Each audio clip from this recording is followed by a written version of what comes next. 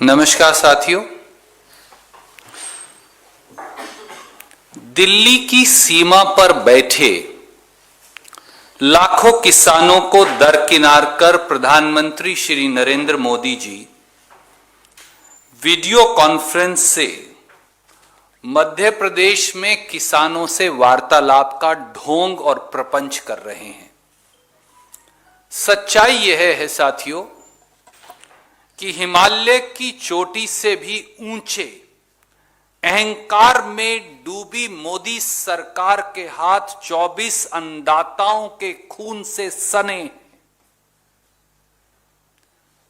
जो किसान 21 दिन से हाड़ तोड़ती सर्दी में लाखों की संख्या में राजधानी दिल्ली के चारों ओर न्याय की गुहार लगा रहे हैं। मोदी सरकार अब ईस्ट इंडिया कंपनी से भी बड़ी व्यापारी कंपनी बन गई है, जो किसान की मेहनत की गंगा को मैली कर मुट्ठी भर पूंजीपतियों को पैसा कमवाने को आमादा है। मोदी सरकार को किसान से छल, कपट, ढोंग और प्रपंच बंद करना चाहिए।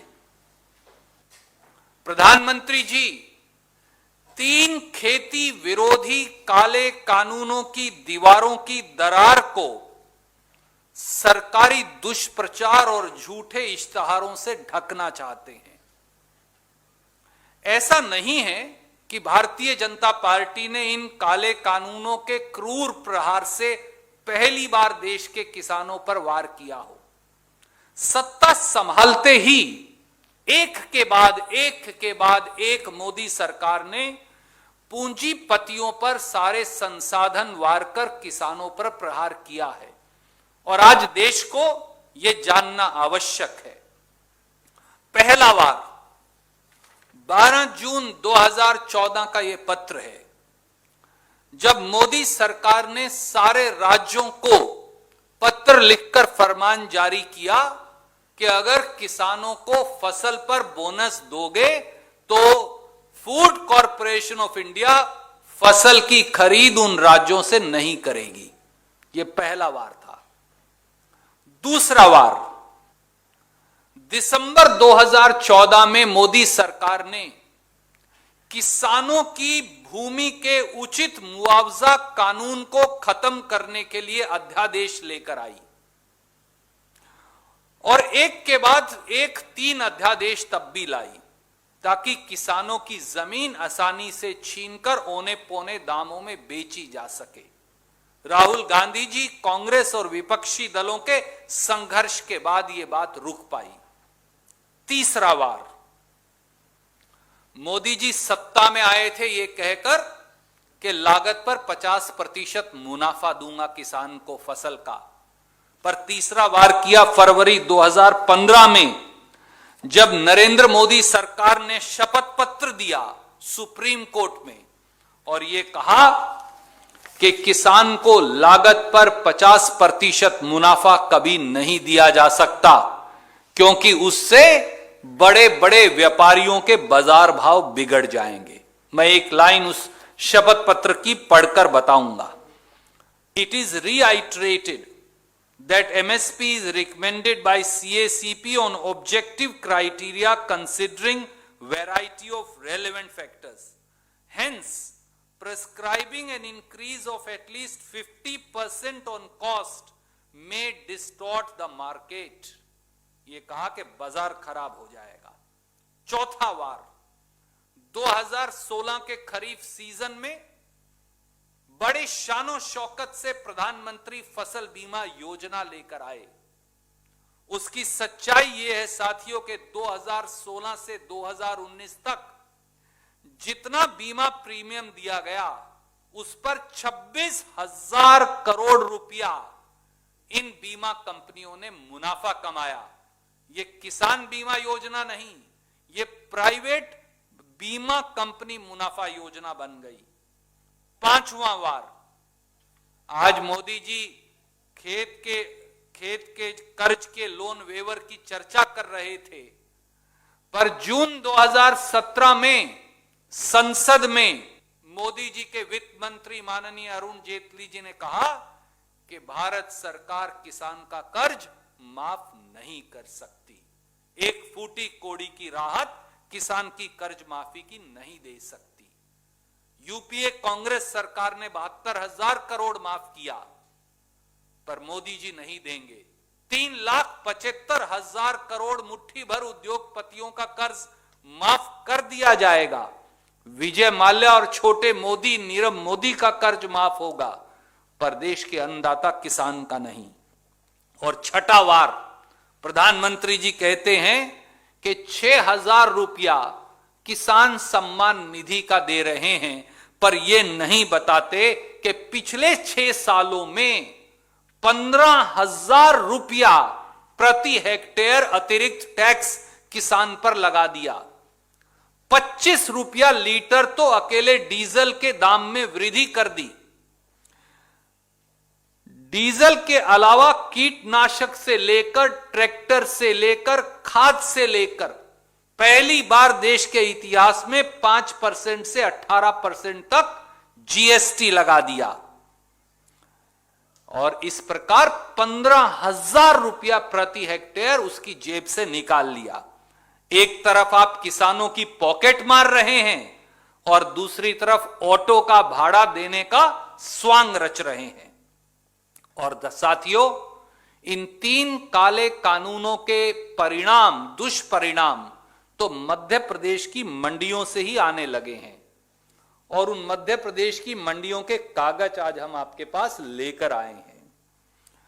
प्रधानमंत्री और कृषि मंत्री आज जब मध्य प्रदेश की किसान को संबोधित करने का स्वांग रच रहे थे, तो काश वो मध्य प्रदेश की मंडियों का हाल तो जान लेते।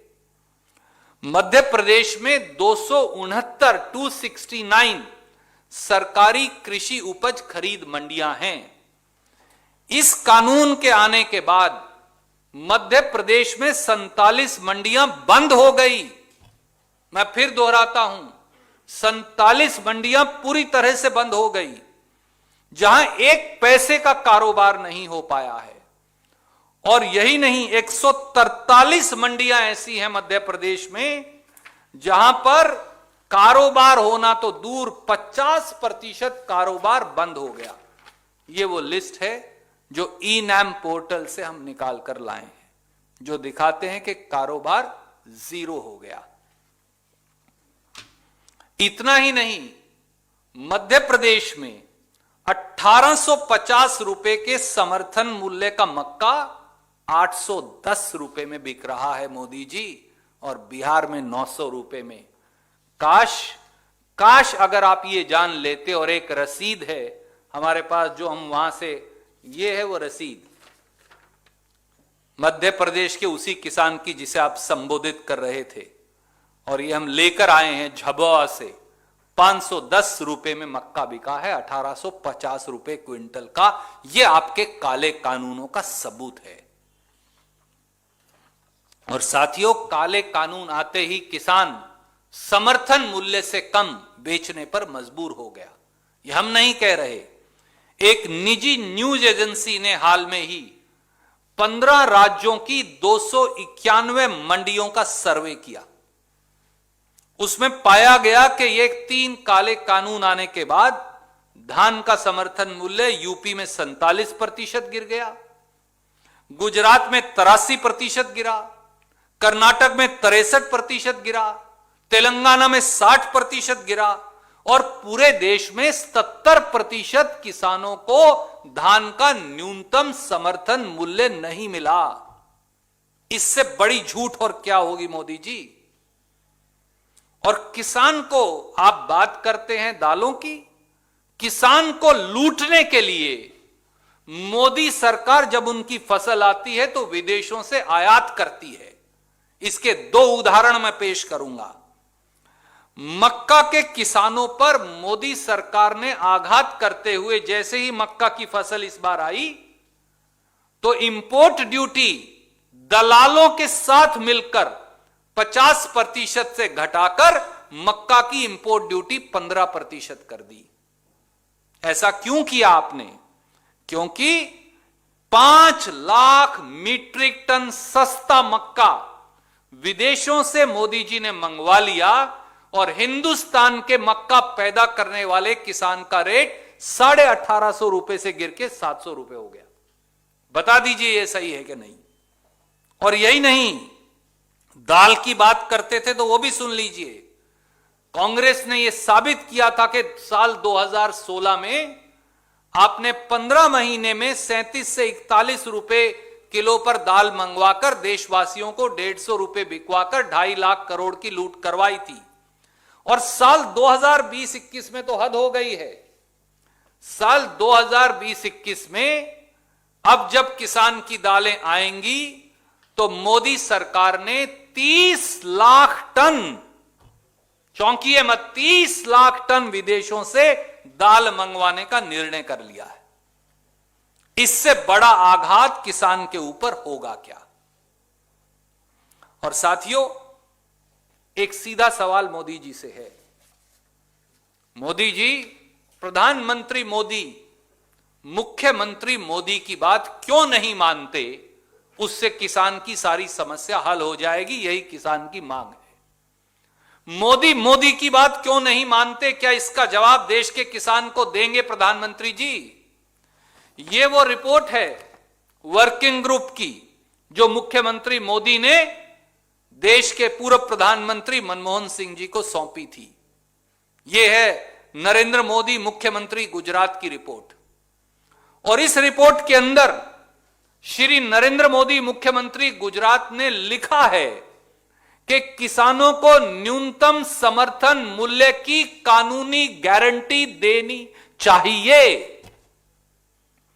मुख्यमंत्री गुजरात श्री नरेंद्र मोदी ने लिखा है कि किसानों को न्यूनतम समर्थन मूल्य की कानूनी गारंटी देनी चाहिए।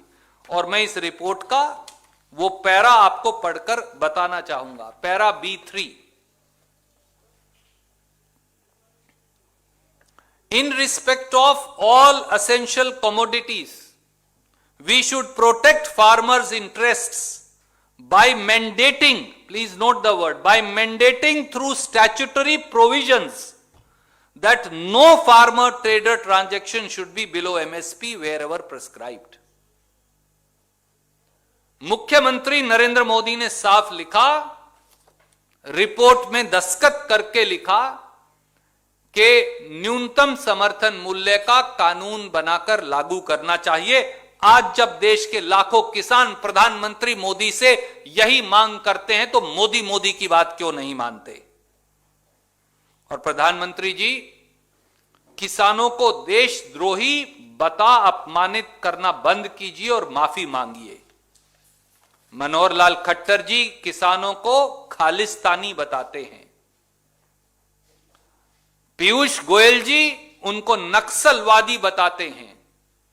रविशंकर प्रसाद जी उन्हें टुकड़े टुकड़े गैंग बताते हैं। जेपी दलाल कृषि मंत्री हरियाणा किसानों को चीन और पाकिस्तान का एजेंट बताते हैं। कृषि मंत्री नरेंद्र तोमर जी उन्हें राजनीतिक कठपुतली बताते हैं। देश के अन्नदाता का यह अपमान मत करिए। देश का अन्नदाता आपकी गाली सुनने नहीं आया, वो अपनी आजीविका और रोटी मांगने आया है, न्याय मांगने आया है। प्रधानमंत्री को किसानों से माफी मांगनी चाहिए। वीडियो वार्तालाप कभी कच्छ में और कभी रायसेन मध्य प्रदेश में करने की बजाय सीमा पर बैठे किसानों से बात करिए। तीनों काले कानून वापिस करिए। यही राजधर्म है। राजहट छोड़िए, राजधर्म अपनाइए। कोई सवाल आप पूछना चाहें तो स्वागत है।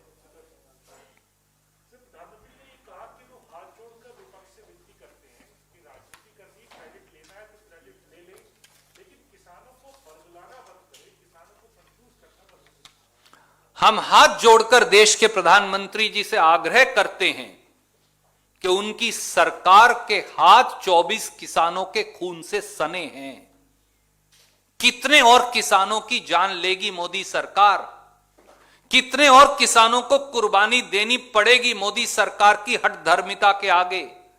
देश का किसान देश की राजधानी में क्यों नहीं आ सकता? किससे पूछकर मोदी जी आपने ये 3 काले कानून रात के अंधेरे में अध्यादेश के माध्यम से बनाए थे? क्यों आपने ये कानून मोदी जी जबरन संसद में पारित करवाए थे? क्यों आप देश के अन्नदाता किसान और उसके बेटा और बेटी देश के जवान की हाय और पुकार नहीं सुन रहे? प्रधानमंत्री जी आप इतने निष्ठुर क्यों हैं? प्रधानमंत्री जी आप इतने निर्दयी क्यों हैं? इतने निर्मम क्यों हैं? क्या आपको 1 और 2 डिग्री 0 डिग्री टेम्परेचर में कंप कपाता, न्याय मांगता, पीड़ित, पुकारता धरती की पुकार, क्या आप देश की सत्ता की अट्टालिकाओं में बैठे हुए प्रधानमंत्री को सुनती नहीं? हमारा उनसे हाथ जोड़कर अनुरोध है, कांग्रेस से दुश्मनी है तो मोदी जी जरूर निकालिए। आपको कांग्रेस के पूर्व अध्यक्ष राहुल गांधी जी से नफरत है तो हम सबको जेल भेज दीजिए, सब किसानों को जेल में भेज दीजिए, पर 3 काले कानून वापस ले लीजिए, यही वक्त की मांग है। सर, प्रधानमंत्री ने यह भी कहा है कि दशकों के चर्चा के बाद, संवाद के बाद ये बिल आए हैं और जो पॉलिटिकल पार्टीज आज इसका विरोध कर रही हैं, उनके मैनिफेस्टो में ये तमाम वायदे थे और इन पॉलिटिकल पार्टीज को दिक्कत ये है कि खुद डिलीवर नहीं कर पाए अपने वायदों को और मोदी सरकार ने इनको डिलीवर किया। मोदी सरकार ने रात के अंधेरे में 3 या 4 उद्योगपतियों के द्वारा लिखे गए कानून जबरन मंत्रिमंडल में पारित किए। क्या आदरणीय मोदी जी बताएंगे कौन से किसान संगठन ने इन काले कानूनों की मांग रखी थी? कौन से राजनीतिक दल ने मोदी जी को यह कहा था ये काले कानून पारित करिए? कौन से किसान विशेषज्ञ या कृषि विशेषज्ञ ने यह कहा था कि इन काले कानूनों को लेकर आइए? लॉकडाउन के दौरान चोरी छुपे, चोर दरवाजे से कॉरपोरेट्स के लिखे कानूनों को आपने मंत्रिमंडल में क्यों पारित किया? और जब कांग्रेस ने विरोध जताया, विपक्षी दलों ने विरोध जताया, तो लोकसभा और राज्यसभा में खास तौर से ध्वनि मत से बगैर बहुमत के इन कानूनों को क्यों पारित करवाया?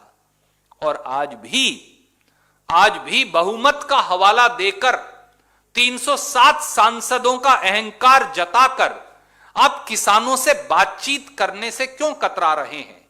अगर प्रधानमंत्री कच्छ जाकर 5 भाजपा कार्यकर्ताओं को किसान बताकर उनसे बात कर सकते हैं, अगर वीडियो कॉन्फ्रेंस के माध्यम से भाजपा के कार्यकर्ताओं को किसान बताकर बात कर सकते हैं, तो दिल्ली के बॉर्डर पर बैठे किसानों से क्यों नहीं?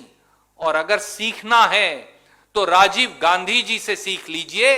402 सांसद थे राजीव गांधी जी के पास 1988 में, जब किसानों ने कहा कि वो दिल्ली कूच करेंगे और आएंगे। दिल्ली के सारे रास्ते राजीव गांधी जी ने खोल दिए थे कांग्रेस सरकार ने। 1 लाख के करीब किसान 1 महीना तक राजपथ पर बैठा रहा।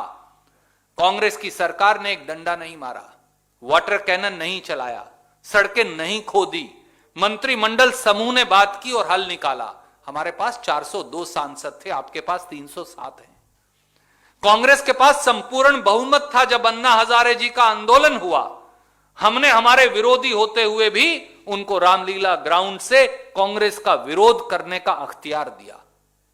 पहली बार 73 साल के इतिहास में देश का अन्नदाता किसान, जिसका बेटा देश का जवान है, आपने चुनी हुई सरकार ने क्रेन लगाकर राष्ट्रीय राजमार्ग खोद दिए। खट्टर और दुष्यंत चौटाला ने मिलकर वहां बोल्डर्स और वहां सीमेंट और बजरी के ट्रक उल्टा दिए। किसान ने सड़कें नहीं रोकी हुई, ये सड़कें मोदी सरकार ने रोक रखी हैं। किसान तो शांति प्रिय तरीके से दिल्ली के अंदर आकर अपना विरोध जताना चाहता है। क्या बिगड़ जाएगा मोदी जी अगर वो रामलीला ग्राउंड या फिर जंतर मंतर या राजपथ पर बैठ जाएंगे? ये राजपथ पर नॉर्थ और साउथ ब्लॉक में जो आप बैठे हैं ना, ये उस किसान की बदौलत बैठे हैं। और जिस दिन देश का अन्नदाता किसान और उसका बेटा जवान दोनों सामने खड़े हो गए, तो सत्ता की अट्टालिकाओं में बैठे लोगों को धराशायी होने में देर नहीं लगती। सर, पीएम मोदी ने यह भी कहा कि कानून लागू हुए 6 महीने बीत गए और 6 महीने के बाद विपक्ष जो है वो किसान के आदरणीय मित्र, याद करिए जिस दिन ये अध्यादेश आए, श्री राहुल गांधी पहले व्यक्ति थे देश में जिन्होंने विरोध जताया। कांग्रेस पार्टी ने इन अध्यादेशों का घोर विरोध किया। फिर इन अध्यादेशों को मोदी जी संसद के अंदर लाए। लोकसभा में कांग्रेस और दूसरे विपक्षी दलों ने भरपूर विरोध किया। जब वहां बहुमत के आधार पर पारित करवा लिए तो हमने राज्यसभा में माहौल बनाया। मोदी जी के मित्र भी कांग्रेस के साथ आकर खड़े हो गए। जब लगा ये कानून अब हार जाने वाले हैं तो ध्वनि मत से जबरन बगैर गिनती करवाए ये कानून पारित करवाए। क्या ये सही नहीं कि उसके बावजूद भी हमारे सांसद 3-3 दिन और 3-3 रात महात्मा गांधी की मूर्ति के नीचे विरोध में पड़े रहे, उन्हें सस्पेंड कर दिया गया। क्या यह सही नहीं कि राहुल गांधी जी ट्रैक्टर यात्रा लेकर पूरे पंजाब में गए, हरियाणा में गए, इन कानूनों का विरोध किया। आज भी कांग्रेस और विपक्ष किसानों के साथ है, पर हम 32 किसान यूनियनों की इस मांग का आदर करते हैं जब उन्होंने कहा कि अगर राजनीतिक दल यहां आएंगे तो भाजपा दुष्प्रचार करेगी। इसलिए हमने उनका आदर करते हुए उनकी बात स्वीकारी है। यह कांग्रेस बनाम भाजपा की लड़ाई नहीं है, यह विपक्ष बनाम सत्ता पक्ष की लड़ाई भी नहीं है। यह देश के 62 करोड़ लोगों की आजीविका की लड़ाई है। इस देश को मारिए मत। अगर अन्नदाता सामने खड़ा हो गया तो फिर राजगद्दी बच नहीं पाएगी। इसे चेतावनी मानिए। धन्यवाद। I'll come to you. Can I take this and then I'll come? Yes. Sir, आप लोग भी चाहते हैं कि इस मामले का समाधान हो। जिस तरह से कई दौर की सरकार की बातचीत भी हुई, आप लोग भी लगातार मसले को उठा रहे हैं। आप ही लोग बात करें, आप ही गए भी थे खुद। ये बताइए कि लगातार कई दौर की बातचीत के बाद डेडलॉक बरकरार है। किसानों ने रिजेक्ट कर दिया प्रस्ताव, सरकार कह रही है कि तीनों कानून वापस नहीं लेंगे। तो समाधान कहां दिखता है? जी, आदरणीय साथी, आज भी सरकार का मंत्रिमंडल समूह मानता है कि इन कानूनों में 22 संशोधनों की आवश्यकता है। जो कानून बने और बनते ही जिसमें 22 संशोधन चाहिए तो वो कानून सही कैसे हो सकते हैं? मोदी जी, हमारी आपसे हाथ जोड़कर विनती है, विनम्र आग्रह है इस देश के अन्नदाता की ओर से, हट छोड़िए, 4 उद्योगपतियों का मुनाफा छोड़िए, 25 लाख करोड़ का खेती की उपज का कारोबार जो आप 4 आदमियों के हाथ में देना चाहते हैं, वो जिद छोड़िए, इन काले कानूनों को खत्म करिए। उसके बाद नए सिरे से किसान यूनियन को बुलाइए, उनसे बात करिए, स्टेक होल्डर्स को बुलाइए, उनसे बात करिए, राजनीतिक दलों को बुलाइए, उनसे बात करिए, फिर कोई कानून बनाइए। यही सही रास्ता है। This is relating to this? Okay, you please ask first. Sir, लगातार बातचीत हो रही है सरकार के साथ। आप भी प्रेस कॉन्फ्रेंस कर रहे हैं, बार-बार आपको बात कर रहे हैं। तो पॉलिटिकल सपोर्ट आप किसान को क्यों नहीं देते? सड़कों पर क्यों नहीं आंदोलन करती कांग्रेस भी? क्योंकि अब तो बात खुल गई है। आदरणीय मित्र, पहली बात तो बातचीत हो ही नहीं रही। एक अंग्रेजी का मुहावरा है, मोदी सरकार कह रही है अवर वे और हाईवे, या हमारी बात मान लो, ये कानून लागू रहेंगे, और नहीं तो घर चले जाओ। क्या इस माहौल में बातचीत हो सकती है? जवाब नहीं में है। किसानों ने क्या कहा? हम किसानों ने और दलों ने यही कहा, आपने किसी से राय ही नहीं ली, कोई चर्चा ही नहीं हुई। याद करिए, मोदी जी ने सब उद्योगपति बुलाए थे और उनसे कहा आप बताइए आपके लिए मैं कानून में क्या संशोधन करूं। क्या मोदी जी ने कभी किसानों को बुलाया, खेत मजदूरों को बुलाया, किसान संगठनों को बुलाया, किसान यूनियन को बुलाया, स्टेक होल्डर्स को बुलाया, राजनीतिक दलों को बुलाया? अगर इन सब का जवाब नहीं में है तो बातचीत कहां हो रही है? दूसरी बात, जैसा एक और मित्र ने पूछा था, किसान यूनियन, जो भारतीय किसान यूनियन के नीचे 32 संगठन है, उन्होंने ये कहा, साफ तौर से कहा कि राजनीतिक दल हमारे आंदोलन में आकर हमारे साथ बैठेंगे तो भारतीय जनता पार्टी को दुष्प्रचार का मौका मिलेगा। राहुल गांधी जी हों या दूसरे विपक्ष के नेता हों, हमने इसे स्वीकारा है, परंतु हमारा राजनीतिक समर्थन, हमारा सामाजिक समर्थन, हमारा नैतिक समर्थन इस देश के अन्नदाता के साथ है।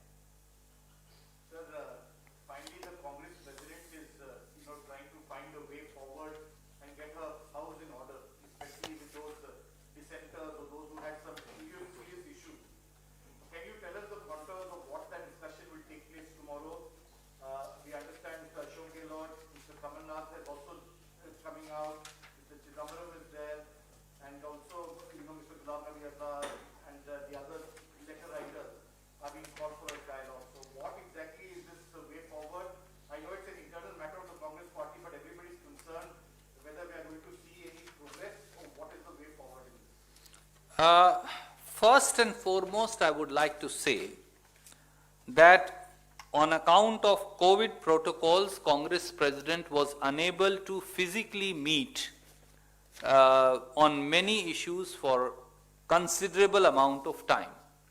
She has decided that starting tomorrow and over a period of next fortnight, she is going to meet and decide various organizational issues. This is not a meet of any specific group of leaders. This is not a meet of any dissenters or rebels, because we consider each leader, each worker of the Congress Party as part of our family. And addressing the issues raised by some of the senior leaders, friends and colleagues, Congress Party had already decided to hold the elections to the post of President of the Indian National Congress. That process is currently underway. All the issues stood resolved with the announcement of the next election of the Congress President. So there are no internal issues of dissensions that are pending in the party of any nature. Bharatiya Janata Party continues to sometimes propagate such insinuations which our leaders do not believe in, including those who have written the letters.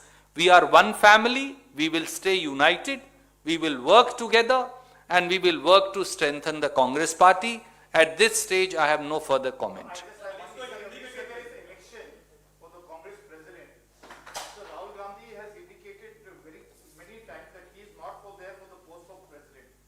Is there any way forward? Because you have been consistently saying that he would like to be, he is the natural choice of the Congress Party and leaders and workers. But how do you go forward on this issue? Because this is going to be a crisis point. My dear friend, the President of the Congress Party would be chosen by the Electoral College of the Congress Party.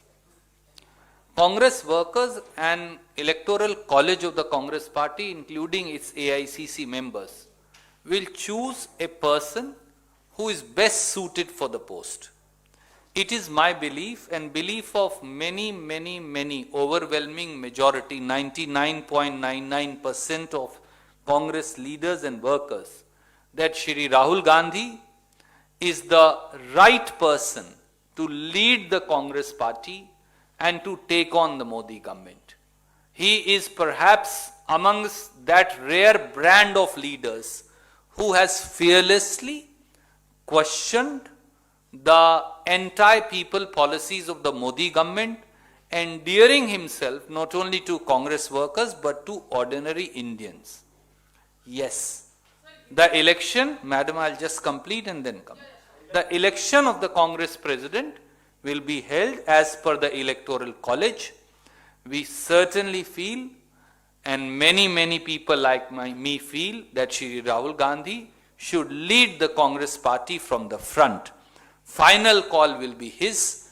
As and when I have more information on the issue, I will be happy to share it with you. आदरणीय मित्र, Covid की महामारी के चलते कुछ समय से कांग्रेस अध्यक्षा जी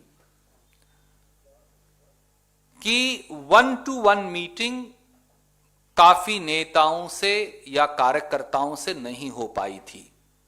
zoom पर या दूसरे सोशल मीडिया प्लेटफॉर्म्स पर हम लगातार बातचीत करते रहते हैं।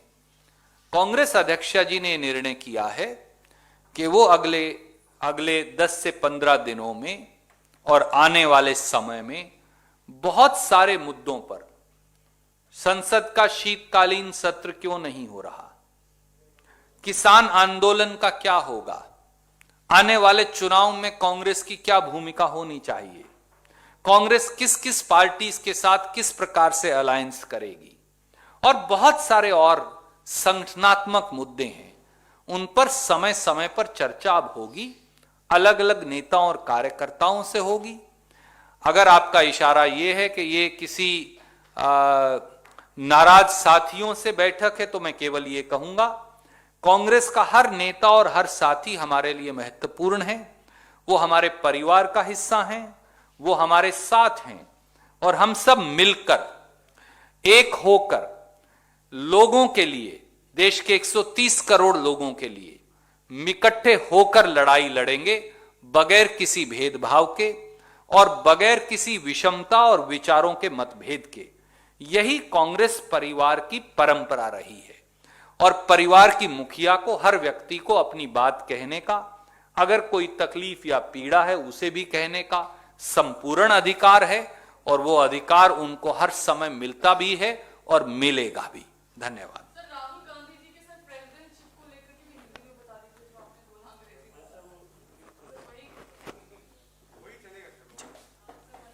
तो आप किसान महत्वपूर्ण नहीं है मतलब? दोनों महत्वपूर्ण है हमारे लिए। आदरणीय मित्र, कांग्रेस कार्य समिति में कांग्रेस अध्यक्ष और कांग्रेस कार्य समिति ने निर्णय किया था कि कांग्रेस के नए अध्यक्ष के चुनाव की प्रक्रिया शुरू कर दी जाए। मुझे लगता है उसके बाद सारे मुद्दे वहीं समाप्त हो गए, जैसा उस समय कांग्रेस वर्किंग कमेटी की ब्रीफिंग में संगठन प्रभारी महासचिव श्री केसी वेणुगोपाल जी ने और मैंने आपको बताया था। उसमें कोई नई सूचना जोड़ने के लिए इस समय मेरे पास नहीं। यह सही है कि कांग्रेस के अगले अध्यक्ष का चुनाव कांग्रेस का इलेक्टोरल कॉलेज, एआईसीसी के मेंबर्स और कांग्रेस के कार्यकर्ता और नेता करेंगे। वो प्रक्रिया इस समय चल रही है election authority, central election authority की तत्वाधान में, और जैसे ही वो तारीख का निर्णय करेंगे अगले कुछ दिनों में, तो जो भी मिस्त्री जी बताएंगे वो हम आपको सूचित कर देंगे। ये भी सही है कि मेरे समेत कांग्रेस के 99.9% साथियों का ये मानना है कि श्री राहुल गांधी, जिन्होंने निर्भीकता से न केवल कांग्रेस कार्यकर्ताओं के साथ कंधे से कंधे मिलाकर वर्षों से कार्य किया है, परंतु मोदी सरकार को निडरता और निर्भीकता से उनसे लोहा लिया है, जनता के मुद्दे उठाए हैं। वो लॉकडाउन हो, वो प्रजातांत्रिक संस्थाओं पर हमला हो, वो किसानों के अधिकारों पर हमला हो, राहुल गांधी जी ने सबसे आगे बढ़कर लोहा लिया है और कांग्रेस का नेतृत्व करने के लिए वही एक सांझे उम्मीदवार हैं। परंतु इलेक्टोरल कॉलेज निर्णय करेगा और सबको अधिकार है कि वो अपना अपना नामांकन पत्र भर सकते हैं। आखिर में निर्णय जो है वो कांग्रेस के इलेक्टोरल कॉलेज के सदस्य करेंगे। धन्यवाद। Subscribe to Nation Next YouTube channel and press the bell icon to get regular updates from Nation Next. Also like Nation Next Facebook page and follow us on Instagram and Twitter.